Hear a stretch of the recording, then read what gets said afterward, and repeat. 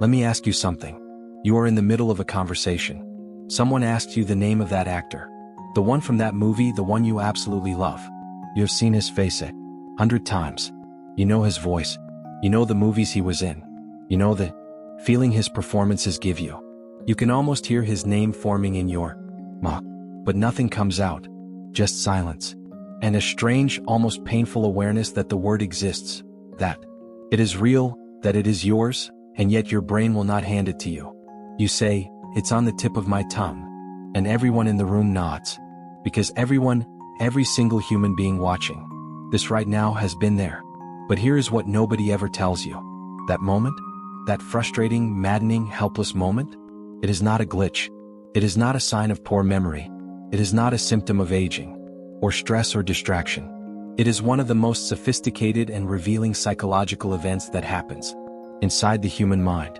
And what it exposes about the architecture of your memory, about how your brain actually stores and retrieves who you are, what you know, and what you experience, is nothing short of extraordinary. Today we go deep. We go into the science, the psychology, the philosophy, and the very strange beauty of this phenomenon called the tip-of-tongue state. By the time this video ends, you will never experience that moment of mental silence the same way again. Let us begin. The tip-of-tongue state, referred to in scientific literature as TOT, is a metacognitive phenomenon. Let me break that word down. Meta means about. Cognitive means thinking. So metacognitive means thinking about your own thinking. When you are in a TOT state, you are not just trying to remember something. You are aware that you are trying to remember it. You feel the gap. You sense the absence. You are monitoring your own memory in real time, watching it struggle, feeling it reach and come back empty. This is not ordinary forgetting. When you forget something completely, there is no pain. You simply do not know.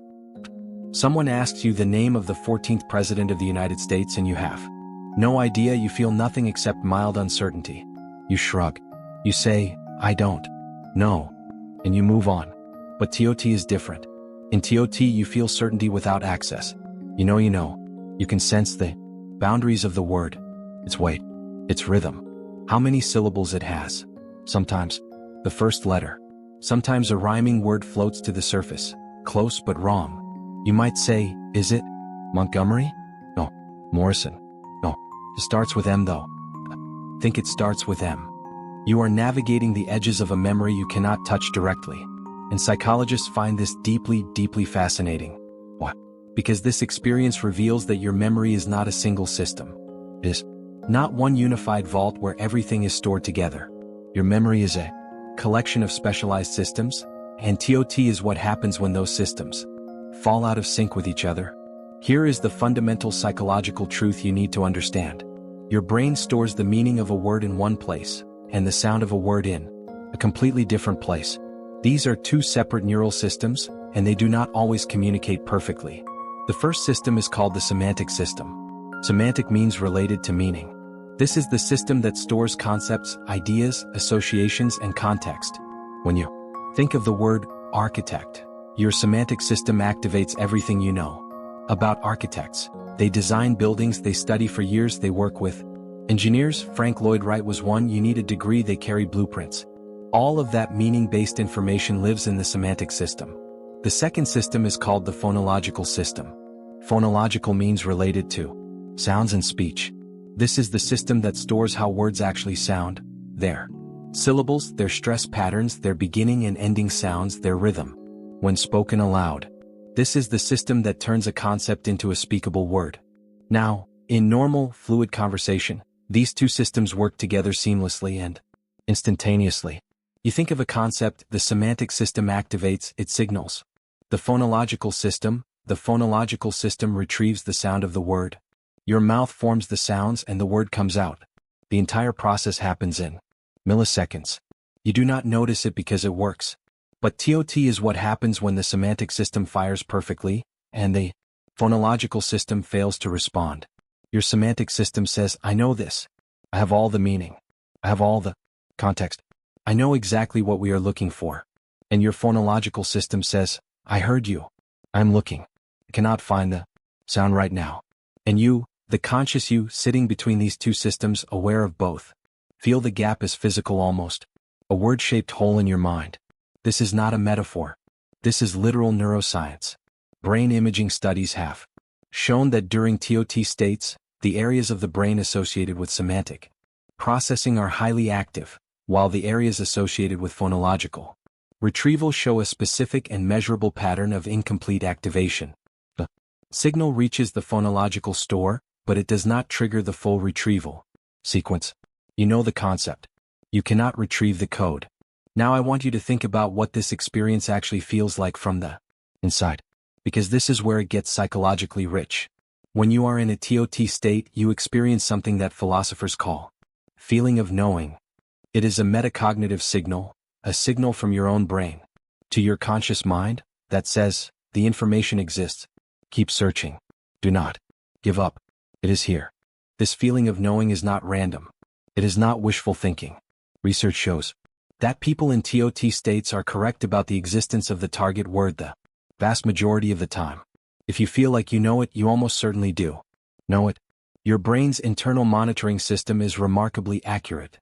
But here is where it becomes psychologically intense. The gap between knowing and not being able to retrieve creates a state of cognitive dissonance, a tension that the mind finds genuinely uncomfortable. You are certain of something you cannot access. You have ownership without possession. You have knowledge without expression.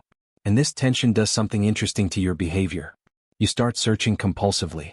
You go through the alphabet.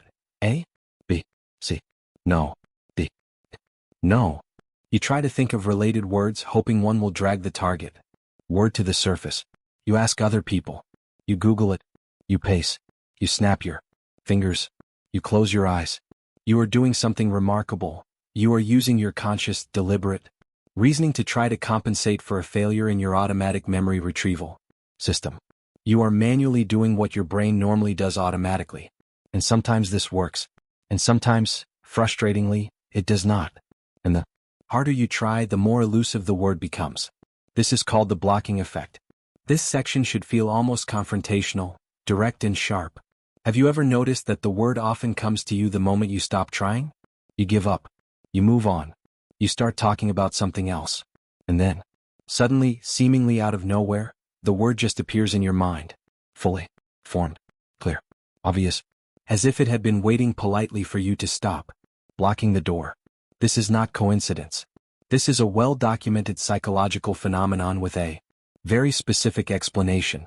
When you are in a TOT state and you try to force retrieval, your brain activates competing words and concepts. These are called interlopers, or blockers in the research literature. They are words that are related, similar in meaning, similar in sound but wrong. And once these interlopers activate, they occupy the retrieval pathways. They sit in the doorway. And they make it harder for the correct word to get through. Think of it like a traffic jam.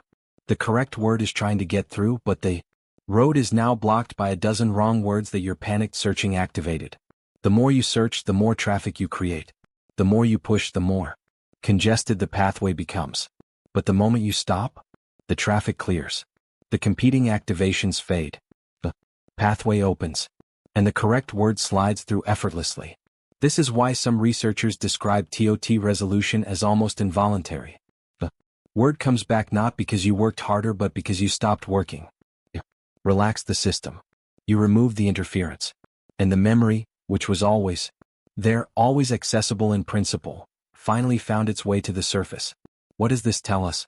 It tells us something profound about the nature of conscious effort and memory. Your conscious mind is not the most powerful tool in the room.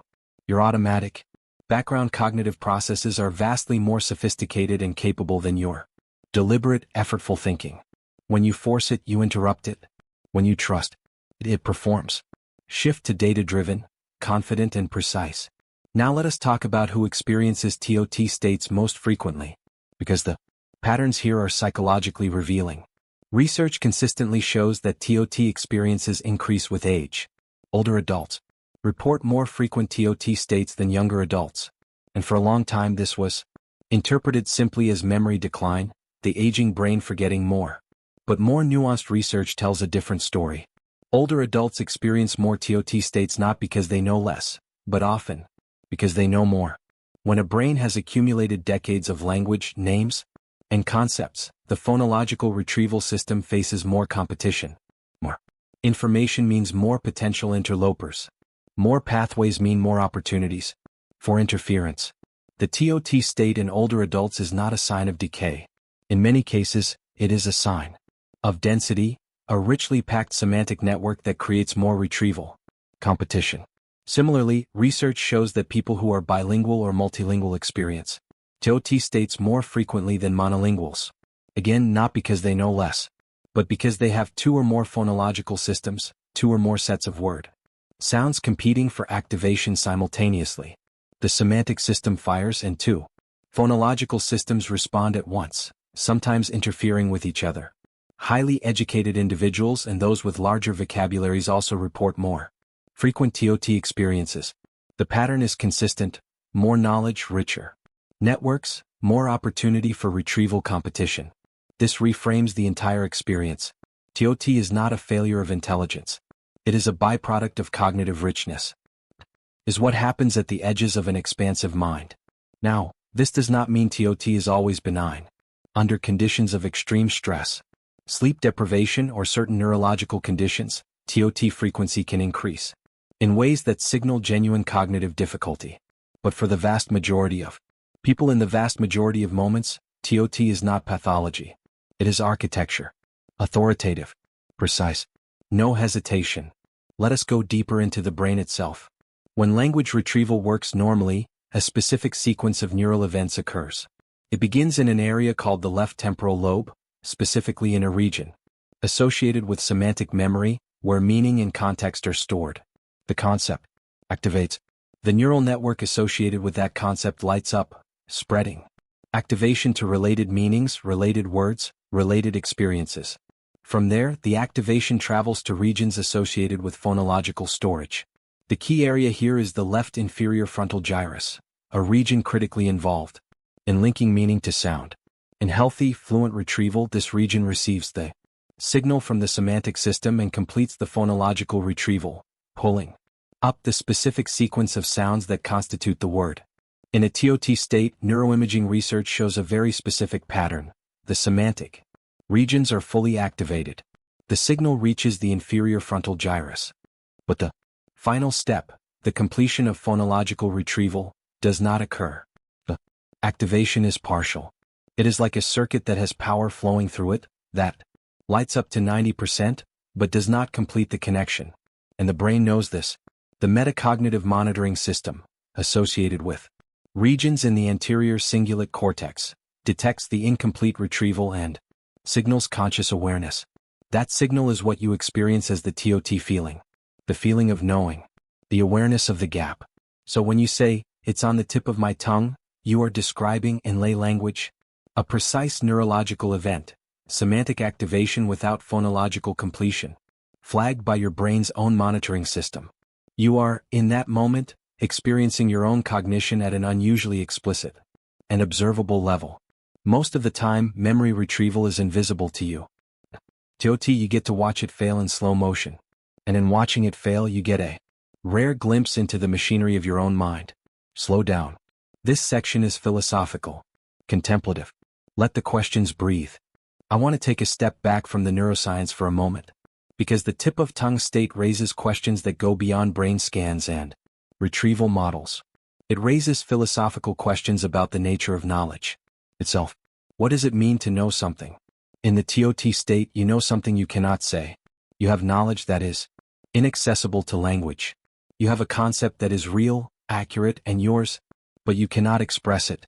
This challenges one of the most deeply held assumptions in Western philosophy, the idea that knowledge and language are the same thing. That if you truly know something, you can say it. That inexpressible knowledge is not really knowledge at all. The TOT state says otherwise. In TOT, you have genuine, verifiable knowledge. You know the concept, its meaning, its context, its place in the world, but you cannot access the language for it. And when the word eventually returns to you, it confirms that yes, you knew it all along. The knowledge was real. The language was just temporarily inaccessible. This suggests that meaning lives deeper than language. That understanding is more fundamental than expression. That the map of your mind is larger than the words available to describe it. The philosopher Michael Polanyi called this tacit knowledge, the idea that we know more than we can tell. The TOT state is perhaps the most visceral, immediate demonstration of tacit knowledge in everyday life. In that moment of silence, you are confronting the edge of what language can carry. You are standing at the boundary between what you know and what you can say. And if you sit with that experience rather than fighting it, if you let yourself feel the shape of the knowledge that has no word in your mouth yet, it is, in its own strange way, one of the more honest moments the human mind can have. Practical, actionable, direct. Let us bring this back to the ground. What can you actually do when you are in a TOT state? The first and most important thing, stop forcing it. As we established, effortful searching activates competing words and creates interference. The moment you start pushing hard, you increase the cognitive traffic on the retrieval pathway. Give yourself permission to let it go. Tell your brain, I trust you. Come back with it when you are ready, and then genuinely move on. Second, use indirect cueing. Instead of searching directly for the target word, try approaching it from the side. Think about where you first encountered the word. Think about the context in which you use it. Think about a related concept or a situation where that word would appear. This activates the semantic network from a different entry point, which can sometimes unblock the retrieval pathway that was jammed. Third, go through phonological cues deliberately but gently. Try mentally cycling through vowel sounds.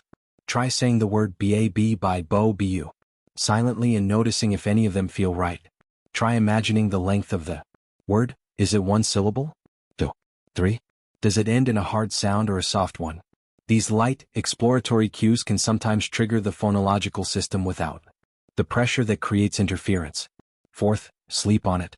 This is not a joke. Memory consolidation, the process by which your brain strengthens and reorganizes memories, happens primarily during sleep. If you are struggling with a TOT state over a longer period, the word or name may simply need sleep to consolidate fully. Many people report that information they could not recall at night comes effortlessly in the morning. Fifth, reduce the cognitive load around you. TOT states are more common when you are stressed, multitasking, sleep-deprived, or cognitively overloaded. These conditions degrade the efficiency of phonological retrieval. They do not affect the semantic system as severely. You still know what you know, but they make the final step of retrieval harder. If you find TOT states becoming more frequent in your life, it may be worth examining the conditions under which your brain is operating. We have covered science. We have covered psychology. We have covered the neuroscience and philosophy and practical applications. Now I want to say something more personal. The tip of tongue state is, I think, one of the most quietly profound experiences of being human. Think about what it requires. It requires a mind complex enough to store meaning and sound separately. It requires a metacognitive monitoring system sophisticated enough to detect the gap between what is known and what can be retrieved. Requires consciousness, the awareness of self, the experience of frustration, the sense that something belongs to you. No simple system has TOT states. Computers do not have TOT states. They either retrieve information or they do not. There is no in between. There is no feeling of knowing. There is no awareness of the gap. There is no experience of standing at the edge of your own knowledge, reaching. TOT is uniquely, essentially human. And more than that, it is a reminder that you are more than your words, that your knowledge is wider than your vocabulary, that your mind holds more than your mouth, and say that somewhere in the neural architecture of who you are, there is meaning, and experience and understanding that exists beyond language, deeper than it, prior to it, and richer than any single word could fully capture. The next time you sit in that strange, quiet frustration, word on the tip of your tongue just out of reach, take a breath. Your brain is not failing you. Your brain is showing you its architecture. It is showing you that you are a creature of meaning and sound, of concept and language, of knowing and telling, and that these are not the same thing and they do not always arrive together. The word will come back. It always does. And when it does, it will arrive not as a relief, but as a confirmation. Confirmation that you knew all along, that the knowledge was real, that the silence was not emptiness. It was just the space between knowing and saying. And in that space, if you learn to sit in it rather than panic inside it, there is something genuinely worth finding. Social psychology teaches us that the mind is not a machine. It is not a database. It is not a search engine with a query box and a results page. It is a living, layered, self-monitoring system that is simultaneously processing your world, your history, your language, and your awareness of all three, all at once, all the time, without your permission and largely without your knowledge. The tip of tongue state pulls back the curtain on one small piece of that system. And what it shows us is beautiful. It shows us that knowing is not the same as saying. That memory is not one thing, but many things working in concert. That the feeling of knowing, that quiet, insistent signal your brain sends you when it cannot yet retrieve, is one of the most sophisticated metacognitive operations in the known universe. It happens to you in your ordinary life, multiple times a week. Most people treat it as an inconvenience, a glitch to be fixed. I'm asking you to treat it as a window into the architecture of your own mind, a window into the gap between meaning and language, between knowing and telling, between the concept and the word that names it. The next time it happens to you, stop. Feel it. Notice the certainty underneath, the silence. Notice the shape of the knowledge that has no word yet. And remember, that silence is not nothing. That silence is your mind doing something extraordinary. You just finally know what it is. Thank you for listening to me, and if you like my videos, then like, subscribe, and comments your thoughts.